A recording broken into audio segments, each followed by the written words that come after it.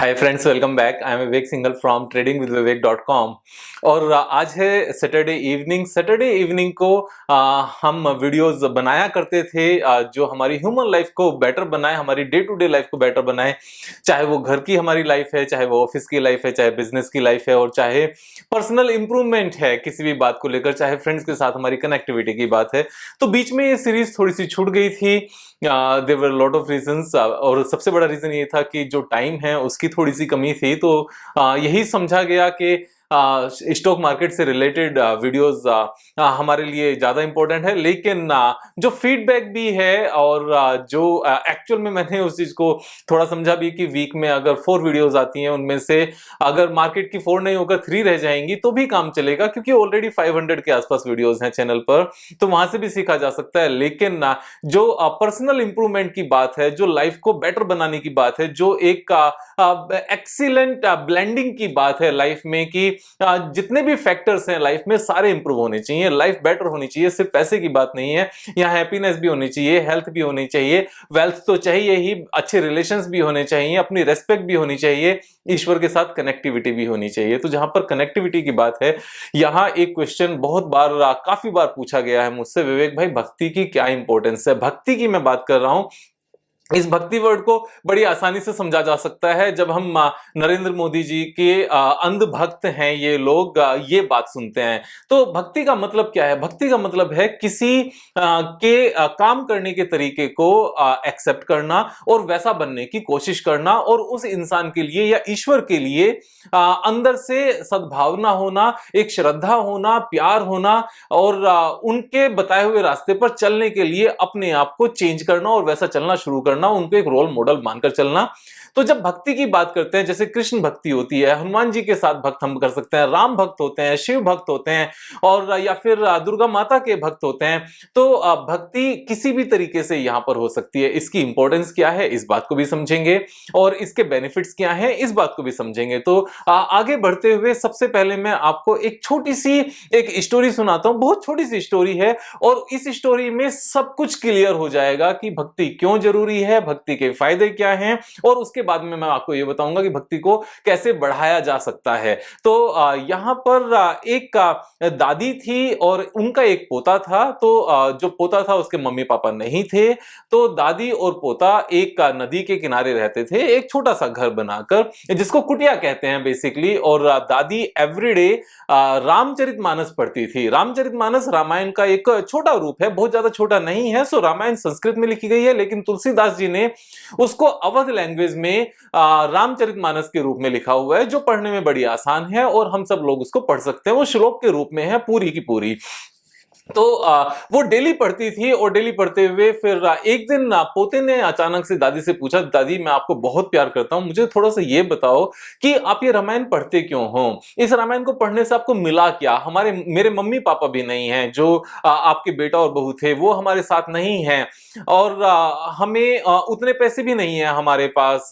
तो ये भक्ति से मिला क्या? ये होता क्या है? आप इसको क्यों पढ़ते हो? तो दादी ने बताया, बेटा मैं तुम्हें समझाती हूँ इस बात को। आप एक काम करो, जो बगल में टोकरी रखी है, टोकरी जो पेड़ के बानों से बनी होती है, जो लकड़ी की टोकरी बनी होती है, जिसमें सामान रखा जाता है, जो पुराने जमाने में होता था, और अभी भी जिन घरों में गाय होती है या भैंसें होती हैं, वहां भी टोकरी आपको अक्सर मिलेगी, जिसमें चारा रखा जाता है या भूस रखा जाता है, जो गाय का ही चारा होता है। तो वो टोकरी में कोयले रखे हुए थे। दादी ने बोला कि टोकरी से कोयले हटाओ और इसमें पानी भरकर लेकर आओ नदी से। तो पोते ने कहा, दादी मैं इसमें पानी भरूंगा तो पानी तो इसके अंदर से निकल जाएगा, पानी तो इसके अंदर से छन के गिर जाएगा, पानी तो इसमें रुकेगा नहीं। क्योंकि अब आप समझ गए होंगे मैं किस टोकरी की बात कर रहा हूं यहां पर। तो टोकरी में पानी रुकेगा नहीं, इस बात पे दादी ने कहा, बेटा आप लेकर तो आओ। तो पोता दादी को प्यार करता था, कहना मानता था, क्योंकि उन्हीं के साथ रहता था, और उनका पोते का भी उस दुनिया में दादी के अलावा कोई दूसरा नहीं था। तो पोता गया नदी के किनारे और नदी से पानी टोकरी में भरा और आ गया। अब पानी तो भरा रहेगा नहीं, पानी तो वहीं निकल गया और आकर बोलता है दादी मैंने देखो बोला था ना टोकरी गीली तो हुई है लेकिन इसमें पानी नहीं भरा हुआ है। तो पानी नहीं भरा, मैंने आपको पहले भी बोला था कि नहीं बेटा अब एक काम कर, इस बार थोड़ा भाग के जाना और भाग कर आना। दादी मैं कितनी भी तेज भाग कर रहा हूं पानी नहीं रुकेगा, कि नहीं बेटा करो इस बात को, करो इस काम को। पोता गया, दादी का कहना मानकर दोबारा से पानी भरा और दोबारा से भाग के आया। इस बार भाग कर गया, भाग कर आया, लेकिन पानी फिर भी नहीं रुका, क्योंकि ये ऑब्वियस सी बात थी कि पानी नहीं रुकेगा टोकरी में, वो निकल जाएगा टोकरी से। फिर पोते ने बोला दादी मैंने कहा था आपको नहीं होगा, कि बेटा तुम बहुत तेज भागते हो ना, इस बार और तेज भागो और तेज भाग कर आना। पोते ने मान ली बात, ऐसे ही जिद में मान ली कि ठीक है दादी जिद कर रही है मैं मान लेता हूं। तो दादी ने 5-6 बार इस तरीके से 4-5-6 टाइम्स अपनी जिद करा के बेटे से पोते से इस काम को करा लिया। लास्ट में फाइनली पोते ने उस टोकरी को पटक कर मारा कि दादी आप आपकी सेंस चली गई है, आप बिल्कुल भी समझदार नहीं बची, जो आप ऐसी सी फालतू की बातें कर रही हो कि इस टोकरी में पानी भरकर लेकर आओ। देखो ना मैं 5 बार 6 बार कर लिया है, पानी नहीं रुकेगा दादी, आपको क्या हो गया है। तो दादी ने कहा बेटा अब जरा इस टोकरी की शक्ल देखो, उठाकर इस टोकरी को उठाकर देखो।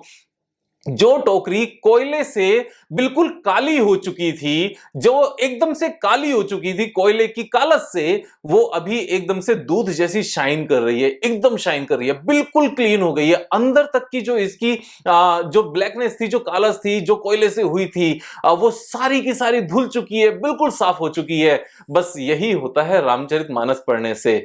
पानी जैसे टोकरी में रुके या नहीं रुके, लेकिन टोकरी बिल्कुल क्लीन हो गई। इसी तरीके से जब रामचरितमानस पढ़ते हैं और रामचंद्र जी के नजदीक पहुंचते हैं, तो इसी तरीके से हमें बहुत सारे वर्ड्स शायद समझ में आए या नहीं आए, चाहे वो ऊपर से निकल जाए, माइंड में गए और निकल गए, माइंड में गए और निकल गए, लेकिन माइंड बिल्कुल ऐसे ही साफ हो जाता है, मन बिल्कुल ऐसे ही साफ हो जाता है, सबकॉन्शियस माइंड बिल्कुल ऐसे ही क्लीन हो जाता है जैसे वे कोयले से काली टोकरी एकदम से बिल्कुल क्लीन हो गई। बस इसको 5-6 बार पढ़ने की जरूरत है, 6-7 बार पढ़ने की जरूरत है, समझ में आए या नहीं आए, अगेन आई एम रिपीटिंग। भक्ति का यही एक फर्क पड़ता है। जब हम कृष्ण भक्ति में होते हैं और कृष्ण भक्ति से प्रेरित होकर जब हम उनके ग्रंथों को पढ़ते हैं, जब गीता को पढ़ते हैं, उनके उपदेश सुनते हैं, उनसे रिलेटेड जितने सीरियल्स बने हुए हैं उनको देखते हैं, या जितनी भी कथाएं हैं उनको पढ़ते हैं, सुनते हैं, उनका अनुवाद करते हैं, खुद से बोलते हैं, दूसरों को सिखाते हैं, तो जितने भी कृष्ण जी के गुण हैं वो हमारे अंदर आने लगते हैं और हम सच्चाई के रास्ते पर इस समाज में अपना रास्ता बनाते हुए आगे बढ़ जाते हैं, और हमें मात देने वाला दूसरा कोई होता नहीं है उस केस में। सेम तरीके से जब हम हनुमान जी की भक्ति करते हैं तो हमें अपने आप से इस बात का पता चल जाता है कि करंट सिनेरियो में अगर हनुमान जी होते तो क्या करते, सेम काम हम भी करना शुरू कर सकते हैं। सेम जब हम शिव भक्त बनते हैं तो भी सेम चीज आती है, कृष्ण भक्त बनते हैं तो भी सेम बात आती है, राम भक्त बनते हैं तो भी सेम बात आती है, हनुमान भक्त बनते हैं तो भी सेम आती है, और दुर्गा माता के भक्त बनते हैं तो भी ऐसा ही होता है, साईं के भक्त बनते हैं तो भी ऐसा ही होता है कि अगर वो होते तो वो क्या करते। तो भक्ति का जो रंग है ना वो बिल्कुल निराला है। जब हम किसी ईश्वर की भक्ति में आते हैं तो अंदर से जितना भी हमारे मन के ऊपर मैल चढ़ा हुआ है ना, जो नेगेटिविटी आई हुई है लोगों को लेकर या फैमिली रिलेटिव्स को लेकर, वो सारी की सारी ऐसे ही साफ हो जाती है, हम निर्मल हो जाते हैं, बिल्कुल साफ हो जाते हैं। और जब हमारा माइंड बिल्कुल क्लीन होता है तब सबकॉन्शियस माइंड अपने बेस्ट इफेक्टिव वे में काम करता है, और जितनी भी इंफॉर्मेशन हम कॉन्शियस माइंड से ले रहे होते हैं उनको प्रोसेस करके उनको सही जगह पहुंचाकर हमें लाइफ के बेस्ट आइडियाज दे रहा होता है कि लाइफ को ऐसे जीना है। अब बात आती है कि भक्ति में आगे बढ़ा कैसे जाए। फॉर एग्जांपल हमें कृष्ण भक्त बनना है, तो हरे रामा हरे कृष्णा का जो श्लोक है, आप दिन रात उसे चैंट तो करना शुरू करो, आधे घंटे से शुरू करो, फिर आधे घंटे की 2 सिटिंग्स लगाओ, फिर 3 सिटिंग्स लगाओ, कुल मिलाकर 1.5-2 घंटे करो। तो 24 घंटे में से अगर हम 2 घंटे भी देते हैं तो ये हमारे टोटल अवेलेबल टाइम का सिर्फ 7-8% ही टाइम होता है, और उसके बाद जो इफेक्टिव माइंड हमारा काम करता है, जो काम पिछले 10 साल से 20 साल से नहीं हो रहे होते हैं, जिनमें ऑब्स्टिकल्स आए होते हैं, वो ऐसे ही निकलने शुरू हो जाते हैं और सारे काम पूरे होने शुरू हो जाते हैं। अगर हमें हनुमान भक्त बनना है तो हनुमान जी का जो मंत्र है ओम श्री हनुमते नमो नमः, या फिर आप कोई भी अगर गूगल पे भी सर्च करोगे, यूट्यूब पर भी सर्च करोगे, हनुमान जी की आराधना करोगे, या फिर हनुमान चालीसा पढ़ोगे, या फिर आप हनुमान चालीसा के साथ में सुंदरकांड पढ़ोगे जो रामचरितमानस का एक अध्याय है, तो आप उनकी भक्ति में पहुंच जाओगे। आप पूरी रामचरितमानस पढ़ोगे तो आप रामचंद्र जी की भक्ति में पहुंच जाओगे। आप शिव पुराण पढ़ोगे, ओम नमः शिवाय की चैंटिंग करोगे, आप उनकी भक्ति में पहुंच जाओगे। आप दुर्गा माता का जो सप्तशती का पाठ होता है, अगर आप वो पढ़ोगे, आप उनकी भक्ति में पहुंच जाओगे और उनकी भक्ति में पहुंच के आप इतना ताकतवर फील करोगे, इतना सेफ फील करोगे।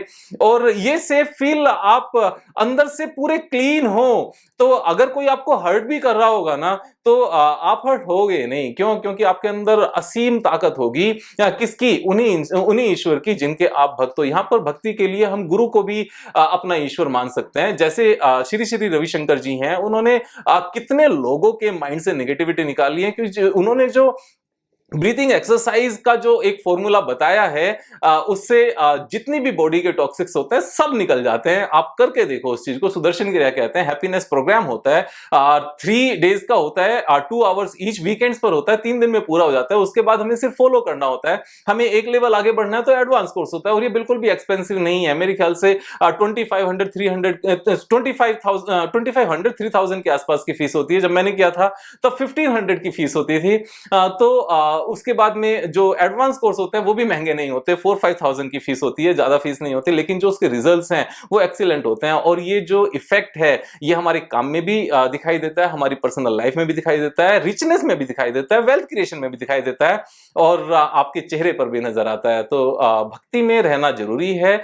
उस टाइम पर अगर दुनिया कहे कि ये मोदी भक्त है, ये राम भक्त है, ये हनुमान भक्त है, ये शिव भक्त है, दुनिया को कहने दो। उनको उस नशे का पता नहीं है, इस नशे का प्रभाव जो है ना, इसका पता नहीं है कि भक्ति से बड़ा नशा दूसरा नहीं है। जो इस भक्ति में, इस नशे में रहना शुरू कर देता है, उसको ना तो दुनिया की परवाह होती है, अपने आप में खुश रहता है, और वो जिंदगी के सारे सुख भी भोगता है। यहाँ पर हमें भी कुछ ऐसा ही करने की जरूरत है। तो देखते रहिए, सब्सक्राइब करना, दोस्तों का शेयर करना। अगर किसी की लाइफ अच्छी करनी है तो उनको भक्ति में लेकर आओ, अपने आप से सब कुछ हो जाएगा। कल फिर मिलेंगे एक नई वीडियो के साथ, तब तक स्टार्ट करो भक्ति यार। Thank you so much, have a nice day.